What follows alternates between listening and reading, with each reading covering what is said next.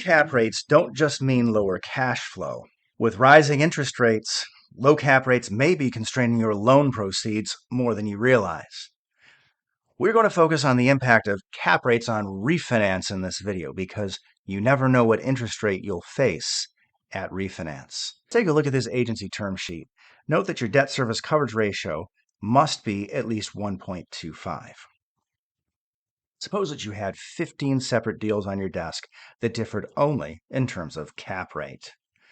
Consider the following scenario in which a 5% note rate prevails. In each case, the NOI of the deal in question is $250,000. As the cap rate of a deal declines, your debt service coverage ratio declines. But remember, it can't dip below 1.25 if you want that agency loan, meaning your loan proceeds will be constrained at $3.1 million in this scenario.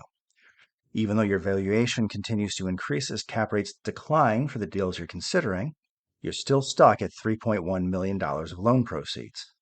The grayed regions of the table represent unfeasible regions of probability space.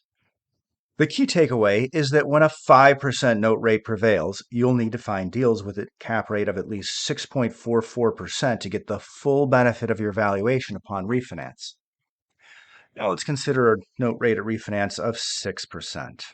You would need to buy into a deal of 7.2% or higher to get the full benefit of your valuation through an 80% LTV loan. Notice that at higher interest rates, the required spread between the interest rate and the cap rate slowly becomes smaller. Facing a note rate of 7% at refinance, you would needed an 8% cap rate deal to get the maximum loan proceeds. The key takeaways here are, as interest rates rise, the cap rate of the deals you pull the trigger on needs to rise as well if you're not going to suffer from constrained loan proceeds, and that the spread between the required cap rate and the prevailing interest rate declines as interest rates rise. Although these observations may be obvious from a qualitative standpoint, I find great value in examining these insights from a quantitative perspective. You can rewatch and pause the video to find out which LTV values will be attainable when various cap rates are paired with a particular interest rate. To keep things simple, in this video we're considering all factors other than cap rate to be equal.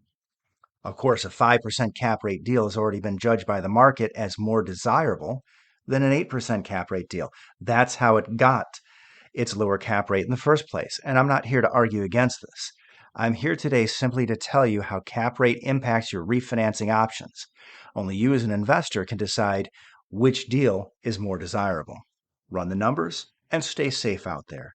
See you on the flip side.